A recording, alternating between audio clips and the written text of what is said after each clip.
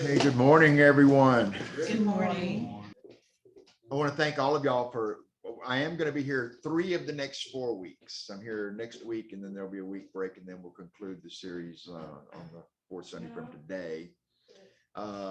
It is a 3-part series. I want to thank Debbie for brainstorming with me. We had a conversation about a month or so ago as to like kind of where she felt like things were, and she was real keen on the idea of doing a series on the parables of Jesus that he taught and everything. And it's helped me to get back into these things, take a deep dive into them, like list them all off and kind of see what all they were in their composite and kind of break it down. So today we're going to be focusing, we'll kind of evoke at least one of the 12 powers in each of these talks as we move through it.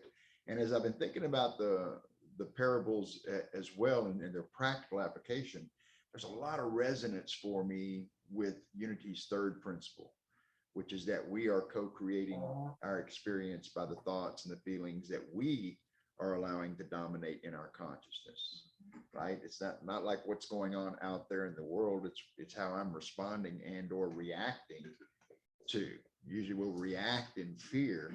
And I like that breakdown of the word reacting, that it's a repeat action. It's something I'm already programmed for, and here comes the stimulus, and without even thinking, I've already got my if this then that kind of mode. Well, if I've adopted that kind of strategy, I'm not really in the present moment, because then being in the present moment, being right here right now with what's in front of me, allows me to respond to that as opposed to react to it. Then I'm keep myself anchored in the moment. A whole lot less drama whenever you can keep yourself anchored in that present moment that way, and being open and receptive to what is actually in front of you without having to draw from your past experience and project that into there.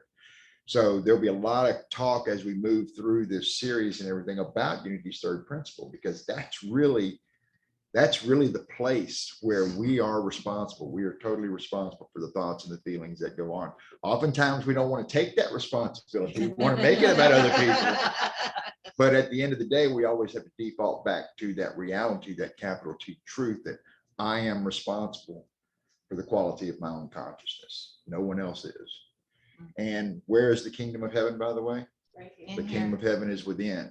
And I would propose even further that the kingdom of heaven, the quality of my experience of the kingdom of heaven, is directly related to the quality of my own consciousness, my own thinking activity, and how I'm being in the world and so forth. So a lot of these parables kind of got me moving in that direction. Was, wow, there's a lot of resonance to Unity's 3rd principle throughout these parables, because it's how we take them in.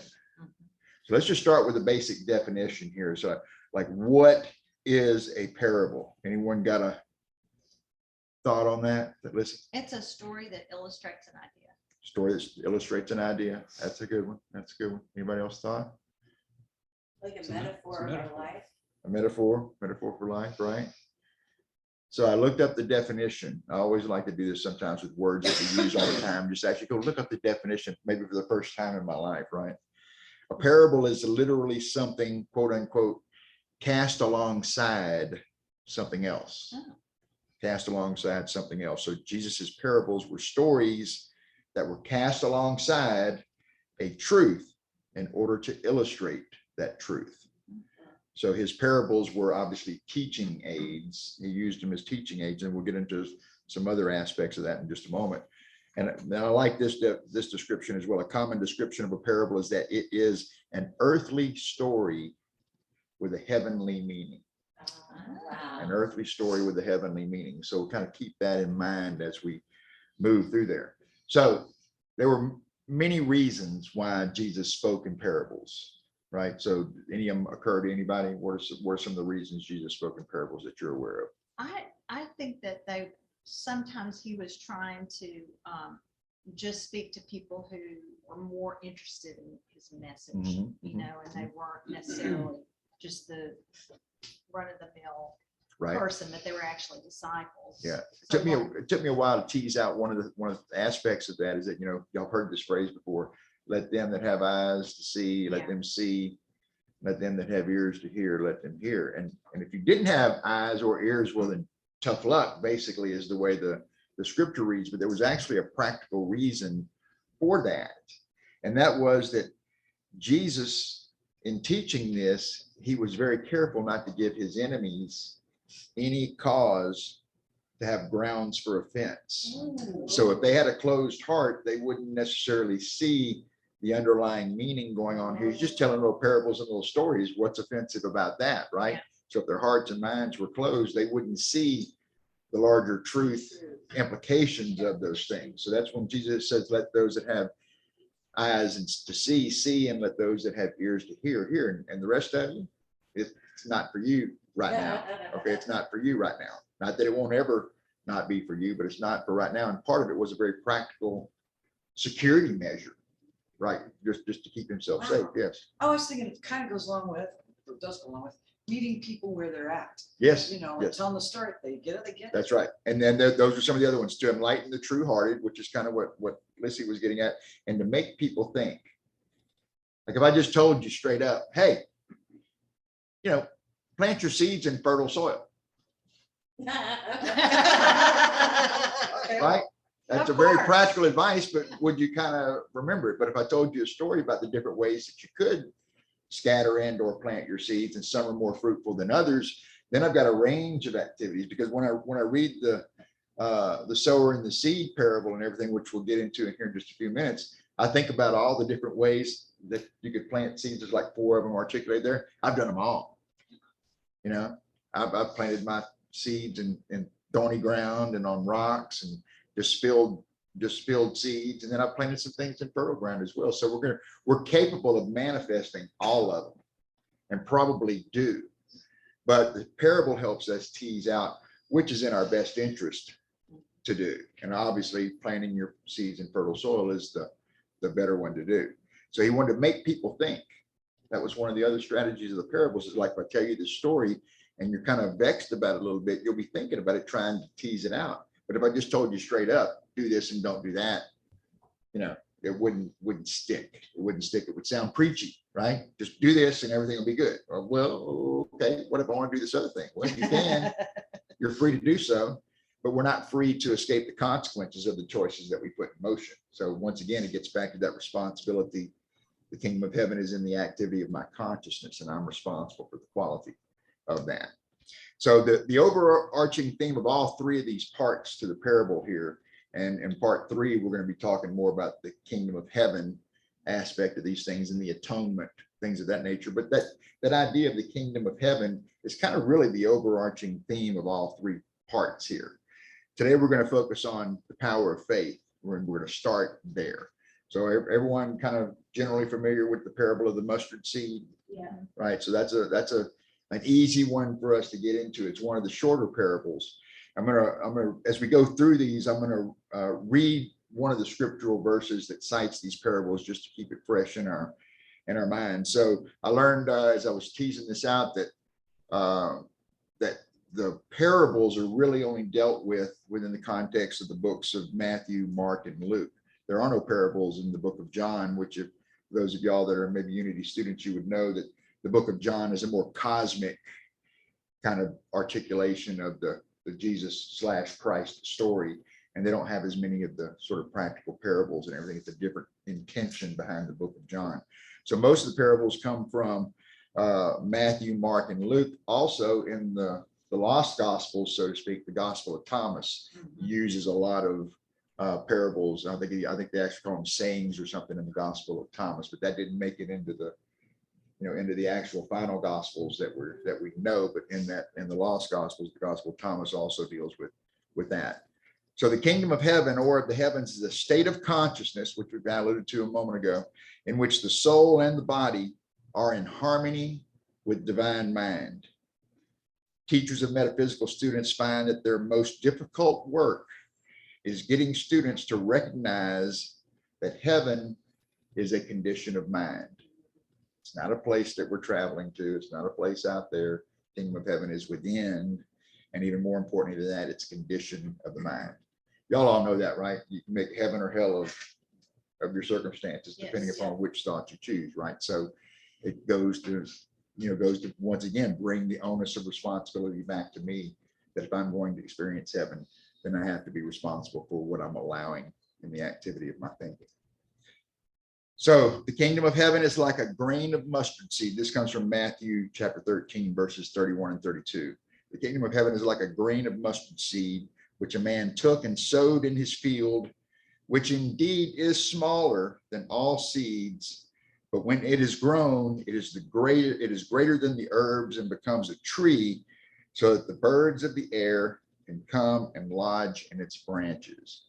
Now, there's a little bit of unpacking, to do there. So the mustard seed comparison, this is Charles Fillmore, shows the capacity of the apparently small thought of truth, to develop in consciousness until it becomes the abiding place of a higher range of thoughts. And for those of y'all that have done some metaphysical study, when it talks about the birds coming to lodge in the branches of the mustard tree, you know that Charles depicts birds as higher thoughts, like in the metaphysical sense that birds are metaphysically represent higher thoughts. So with the birds coming and nesting in the tree, metaphysically unpacking that shows that if I have the faith of a mustard seed doesn't have any worldliness issues, doesn't have any addiction tendencies or anything that kind of get in our way. It's just a mustard seed, and it does what a mustard seed does. If it's planted in fertile soil, it will grow into a mustard tree, right? And so that's sort of the idea. The faith of a mustard seed is if you just be like that mustard seed, just be what you were born to be and have the faith in that, then you would grow gloriously as well. And the birds may become a nest in your hair, right? Just kidding about that part. But the higher thoughts that we're preparing ourselves in consciousness. Now, Charles talks about the power of faith as being the perceiving power. Oftentimes we think in terms of faith of, I'm not talking about my wife, Faith. I think other things about her, but that we think about faith in something. Like, do you have any faith? Like it's always like a testament. Where's your faith? Okay, your faith, we have perfect faith. You always have perfect faith. The variable is in what are you placing your faith? But wherever you perceive that is, you're going to give 100% allegiance to that usually. So if you perceive that you're a child of God and you believe that, and your faith helps you to perceive that connection, and you go there, then you will get the effects, consequences, fruits, rewards, and everything of behaving in alignment with as a child of God, which is, like they said a moment ago, that idea about the kingdom of heaven is when we come into harmony with divine mind. So I first have to see that there's a divine mind for me to come into harmony with, and I have to perceive that it's in my best interest to align myself with that. And it's my faith that is doing that. That's my perceiving power. So with the faith, we will perceive the presence of God, right? Unity principle number one, there's only one power, one presence active in our lives and in the universe, God the good.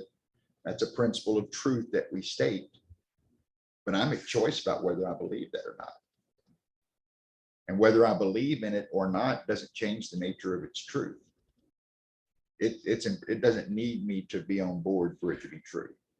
It's just simply true. And then I'm choosing whether or not to align myself with that or rebel against it. I'm free to do either one, right?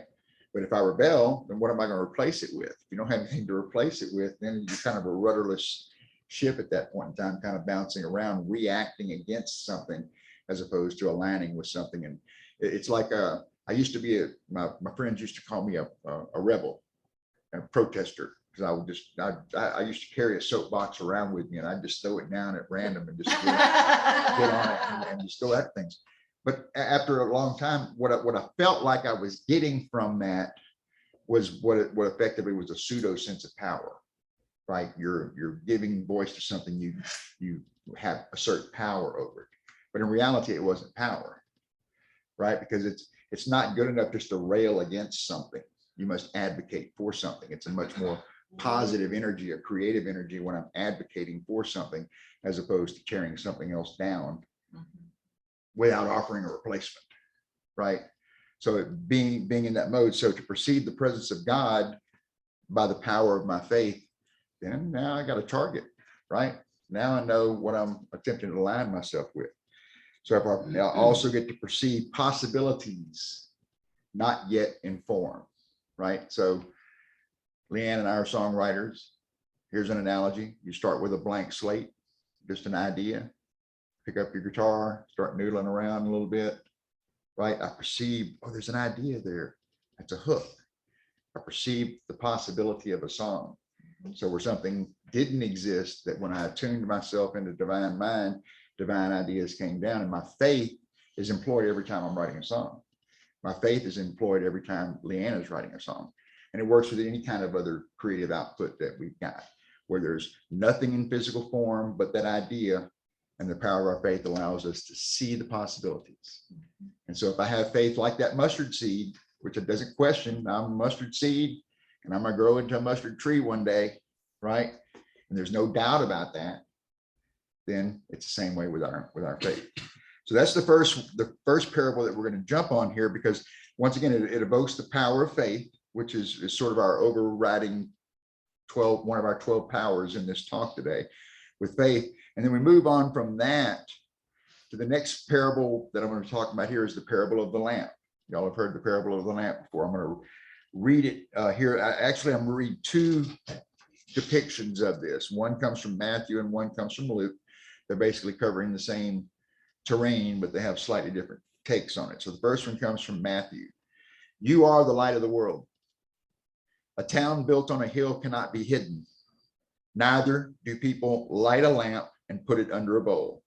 Instead, they put it on its stand, and it gives light to everyone in the house.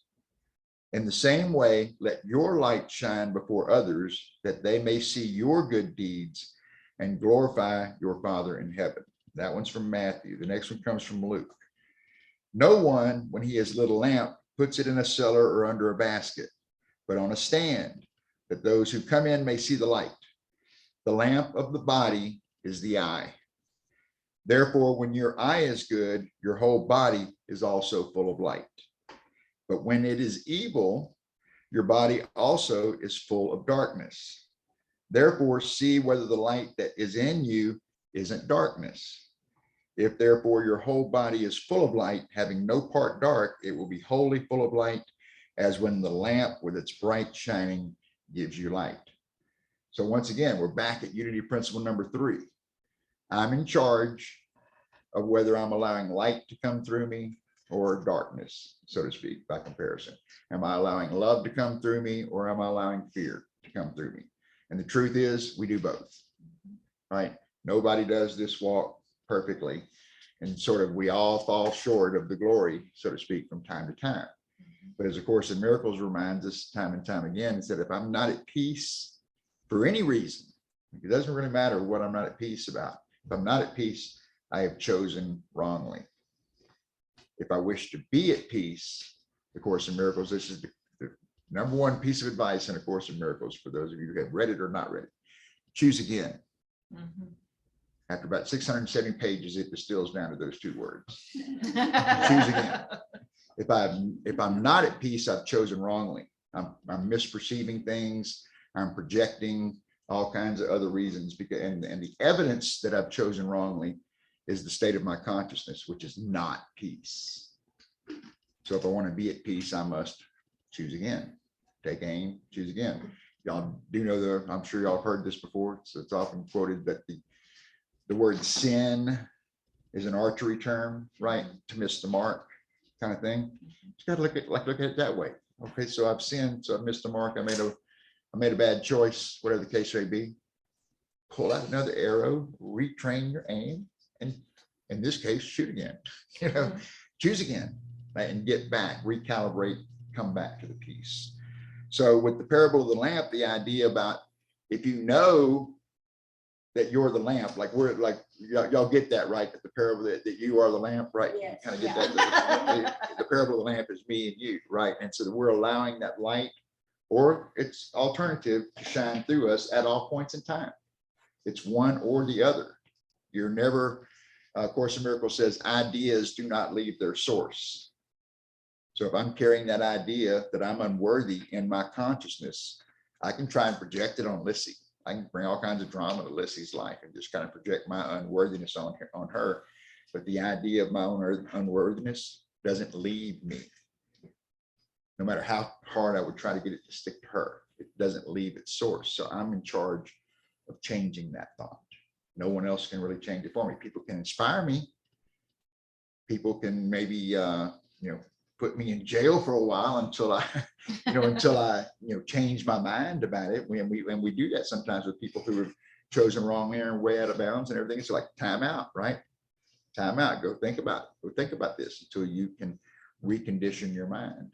That's why there's a lot of conversions, so to speak, into spiritual experience when people are in jail. Have y'all ever noticed that? Yes. That's when you're really out there on the skinny limbs and you kind of got no choice but to ask for another way, right? And a lot of times that's where people are converted, get back onto a path of transformation in their lives. So the parable of the lamp is just that key idea is for our light, that light is to be revealed, not concealed. So that light, we don't want to hide under the bushel basket, right? We don't want to put our light up and then and cover it up with a bowl. Like what good is that? But do we do it? Yeah. Sure. I know I do it. Like, have you ever felt those times when you like, this might be mine to do? I should intervene here. I might have something to say here that can better the situation. No, I don't have time for the conflict or the confrontation today, whatever the case may be. And I hide my light, walk away, when it could have been my light brought to that circumstance, brought to that situation that would have made a difference. Y'all know those guys, anybody ever been to Seattle to Pike's Fish Market up there? Yeah. There's these fishmongers there, and they became very famous with their work ethic. It was almost like a 4 agreements for business kind of thing. And one of them was make somebody's day. That was one of their principles. Like whenever you're engaged and for them, it was just a transaction. People are buying fish and this, that, and the other. People would bring their bag lunches and sit there and watch these guys do their work, have their bag lunches and just watch these guys work because there was such joy in what they do. But one of their strategies was to make someone's day. So every interaction was an opportunity for those guys to allow their light to shine in those interactions with people. So they walked away, not just buying a piece of fish that they're taking home and everything, but somehow or another their day was changed. Yeah. And this is the same idea that's present here in the parable of the lamp. It's like, don't hide that.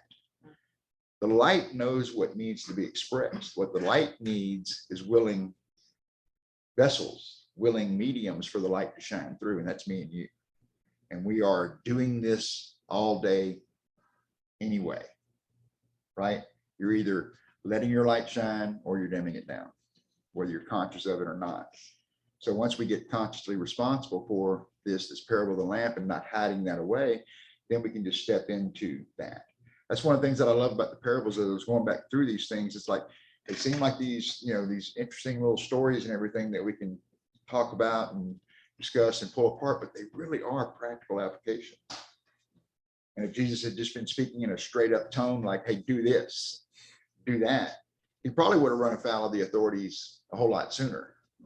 So by speaking in the parables, it was almost like a code, and that wasn't necessarily a conscious code, but it's like somebody that has the heart and the mind to get it, they will probe the depths of those stories. They will glean. And once I've created that opening, Spirit comes in and helps me then to parse out truth from non-truth, right? Because I've become willing to do that. So if I'm willing to let my light shine, then the light will shine through me. If I'm unwilling, the light doesn't go away. The light isn't angry. The light isn't withholding, right? The light doesn't have a grievance against me. It's just waiting for that another opportunity for me to get back into that space to where I'm allowing it to shine. So, don't hide your light under a bushel basket is the bottom line, right?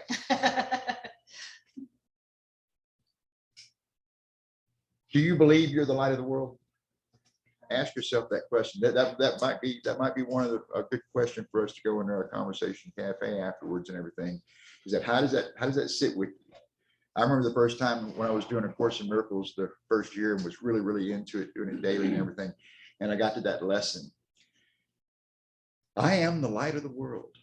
That was the affirmation for the lesson. And you read the lesson, everything, and your instruction for the day was to try that on, to like say, I am the light of the world. I am the light of the world.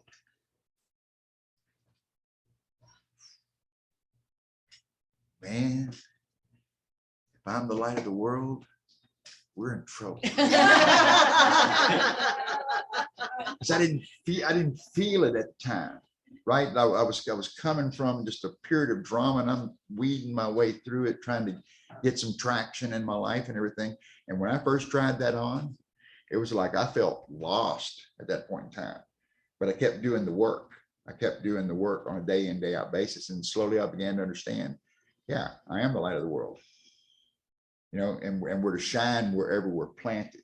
Doesn't mean that you have a big, gigantic stage and millions of people listening to you. That's unimportant.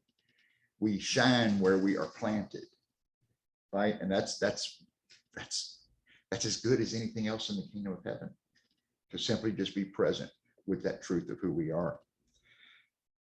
So it brings us to the next idea here, which kind of flows from this idea of being the light of the world. And this is the parable of the sower and the seed. And we probably have heard this one before. I'm going to read this one. This is the one that comes from Mark chapter 4, verses 3-9. Listen, behold, a sower went out to sow. And as he sowed, some seeds fell along the path, and the birds came and devoured it. Other seed fell on rocky ground where it did not have much soil, and immediately it sprang up, since it had no depth of soil. And when the sun rose, it was scorched, and since it had no roots, it withered away. Other seeds fell among thorns, and the thorns grew up and choked it, and it yields no grain. And other seeds fell into good soil and produced grain, growing up and increasing and yielding 30-fold and 60-fold and 100-fold. And here's one of Jesus's little admonishments there. And he said, he who has ears to hear, let him hear. Remember, I mentioned that a moment ago. That was almost like a security strategy for Jesus, that for those with closed hearts, they wouldn't get the spiritual import of what he was casting alongside. Remember, the parable is casting alongside that truth. So he's telling this story about a sower sowing seeds and everything, but there's a deeper truth that as we put our seeds in fertile soil, they will multiply abundantly, way beyond our expectations. But if we plant them in other soil, or we just simply scatter them. Anybody ever scattered seeds, just like missed opportunities? Come on, like, man, I could write a whole book on missed opportunities, right? Like, you look back at the different kinds of decisions you make in life that change the course of your life one way or the other. I could have done this, but I did that instead. And it's like, but I think ultimately in the big picture things, that kind of you wind up kind of back in the general vicinity of where you were going to go anyway, because truth is, one path is as good as the next to facilitate my spiritual transformation. There's a whole bunch of paths I don't want to go down. Right? What is the metaphysical meaning of fertile soil? Well, taking it back to the activity of our consciousness, for example, that unity principle number 3, that if I've got if the soil of my consciousness, so to speak, is grounded in love, that idea that I'm a divine child of God, my role is to bring myself in alignment with that truth, then I am tilling that soil. I'm pulling out weeds, keeping the things that would keep it infertile kind of out as I'm going along by saying yes and no, right? Remember when Jesus says, let your yes be yes and let your no be no. There's like no equivocation about it. Just simply yes, more of this, no, not so much of that, right? And just be clear, and don't be ambivalent about it. But that yes and no that we're constantly in, affirmations and denials, another way of saying yes and no, that is how we are, sort of tending our garden, as it were. That You can plant some seeds, right? But if you just leave them alone, what's going to happen? Weeds are going to grow up around them. They're just going to choke them out. So you got to continue to tend the garden and take out the things that are not conducive to creating the fertile soil, basically. So that metaphysical idea, that fertile soil, that's bringing us back to that activity in our consciousness is what we're saying. It's like one thing, it's really easy in the world to think of it in literal gardening terms. Did anybody ever see the movie Being There, by the way, with Peter Sellers? Yes. Chance the Gardener, right? So that he spoke all in gardening metaphors because that's all he knew. That's all he knew was gardening metaphors, and people thought he was a genius. And he was basically an imbecile. But that's all he knew was gardening and TV. He loved to watch TV. TV and gardening were his things, but he spoke in those gardening metaphors, and people thought he was a genius. But that was one of the ideas, is that you've got to tend the garden. You've got to pull out the weeds. You've got to keep the ground conducive for growth. And it's the same thing in the activity of our consciousness. So with that sower and the seed idea, is that how you doing with that? Like, how are you doing sowing your seed? Because we all got a bag of seeds. We're all sowers. When you get that, when it comes into it, then it's like, okay, responsibility's on me. Do I just want to scatter my seeds? God knows I have scattered some seeds.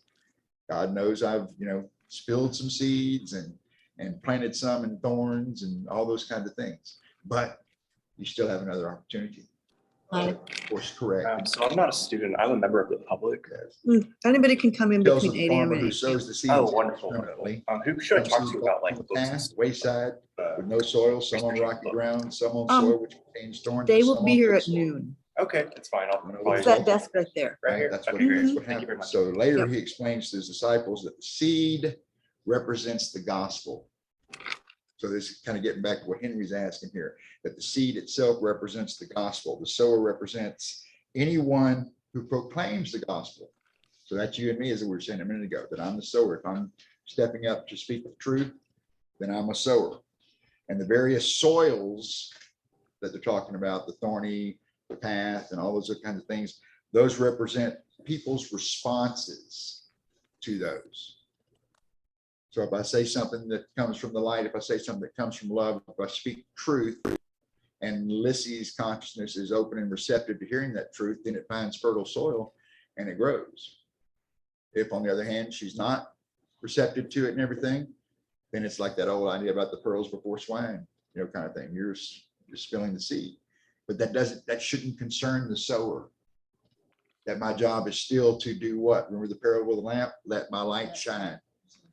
I'm not responsible for the responses of others. I'm only responsible for being the light, right?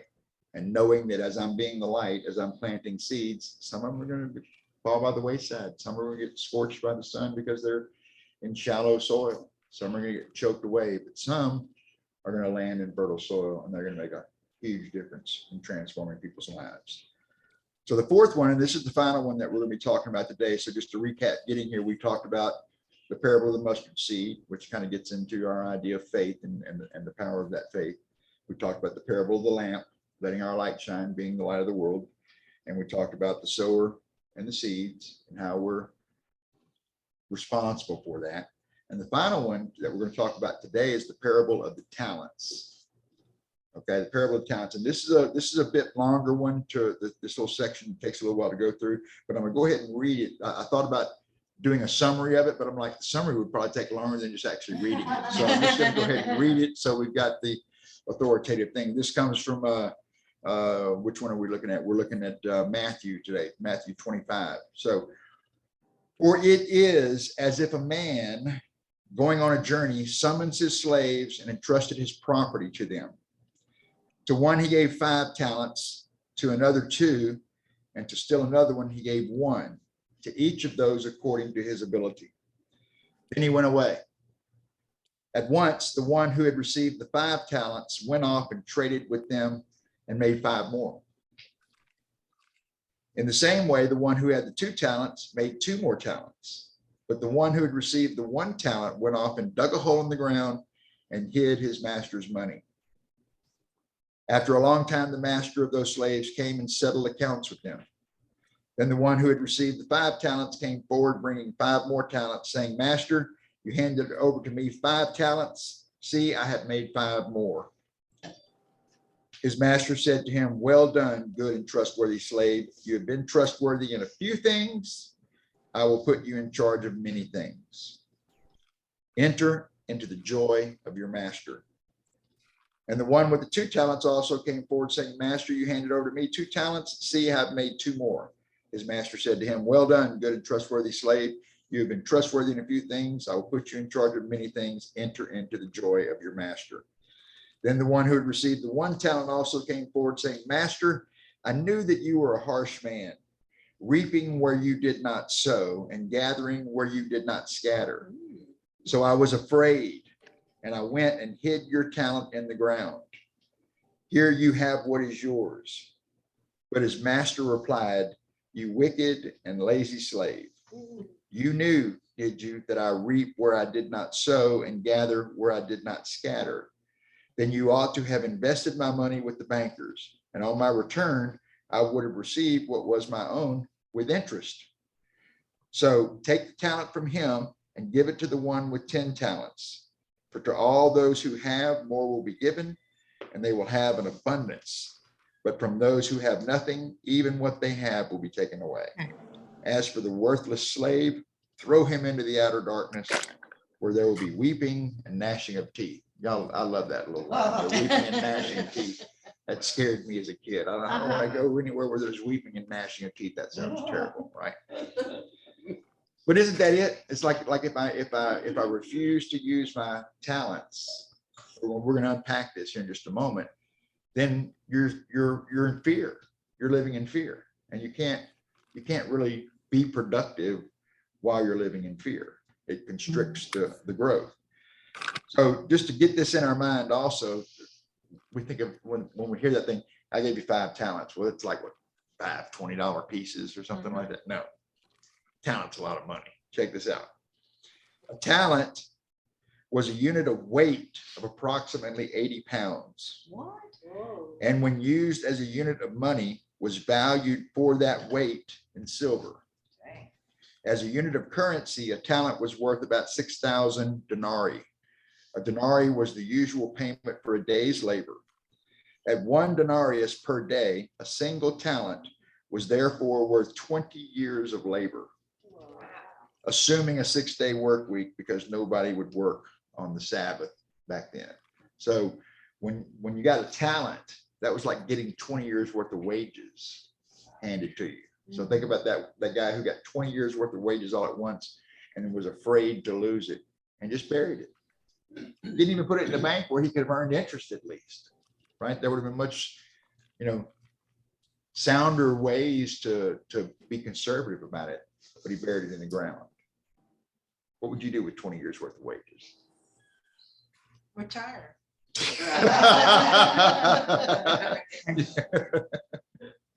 Yeah. Build something. Number one answer, right? Yeah.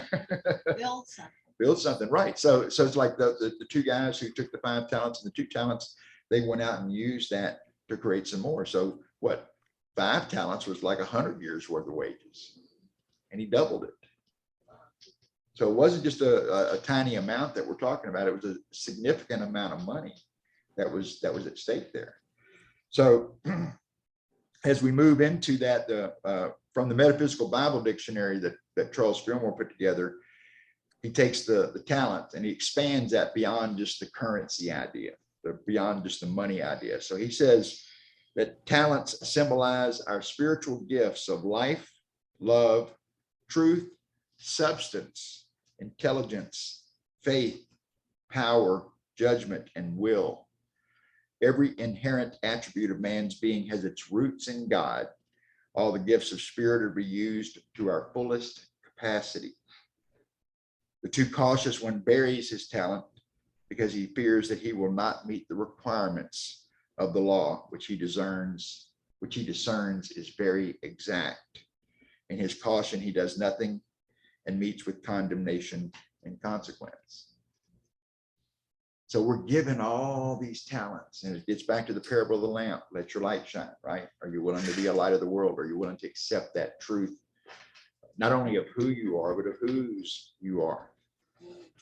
right? That we are divine children of God, created in the image and likeness of God, right? So if God's the ultimate creator and we're created in the image and likeness of God, the creator, then we are created as creators.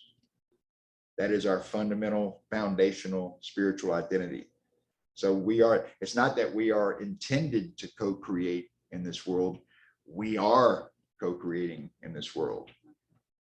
The variable is, what are we creating? Are we creating from love? Or are we creating from fear? Of course, the miracles would parse that out and say you can only create from love.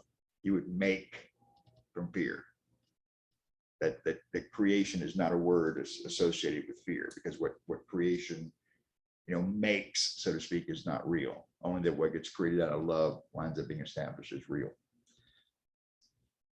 So as we get ready to go into our meditation here in just a moment, and we're setting the stage for the Conversation Cafe, I think one of the things that I want y'all to think about, this will be our question for our meeting here in just a little bit, is that which one of these 4 parables that we talked about today resonated most with you today? Just kind of like hit you like, oh, wow, never thought about it that way. Or, yeah, I've thought about these a lot. I identify with the sower and the seed, for example. Like I've definitely seen myself out there on the path, spilling my seeds and everything, and definitely see myself also planting them in fertile soil as well.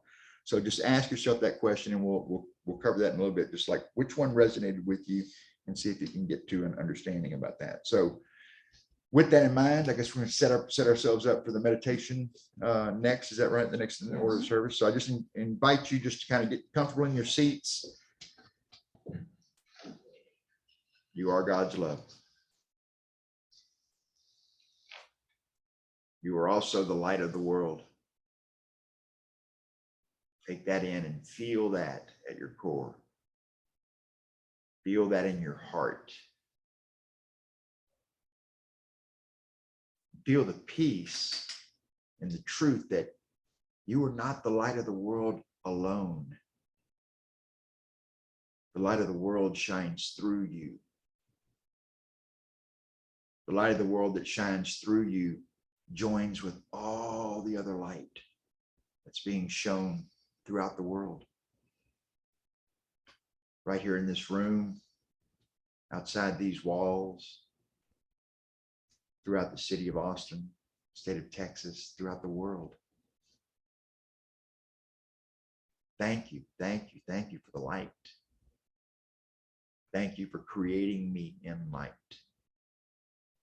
Thank you for allowing me the opportunity to allow the light to shine through me. And so as we prepare our time to go into the silence, just give yourself a gentle prompt, a gentle question.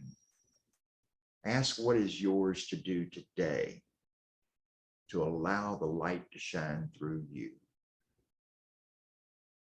And listen for that wisdom to be communicated to you in the silence.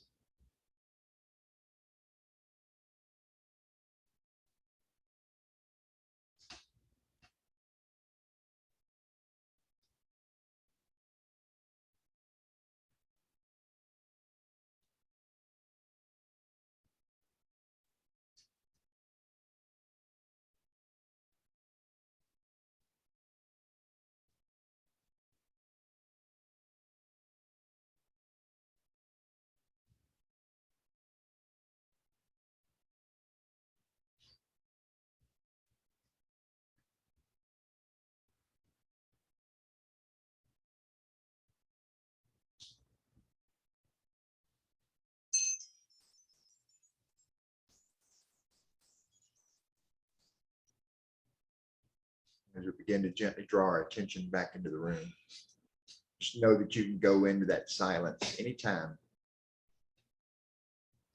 But the indwelling Christ within you is always ready to give you communication, to give you wisdom, to impart truth to you. What is yours to do today? That wisdom is with you everywhere. So we say thank you, thank you, thank you for the inner wisdom of the Christ. We pray all of this and more in the name and the nature of Jesus, the indwelling Christ. And so it is. So we allow it to be. Let there be peace on earth, and let it begin with me. Say The the light prayer. of God surrounds us, the love of God enfolds us, the power of God protects us, and the presence of God watches over us. Wherever we are, God is, and all is well. Blessings. Amen. All right.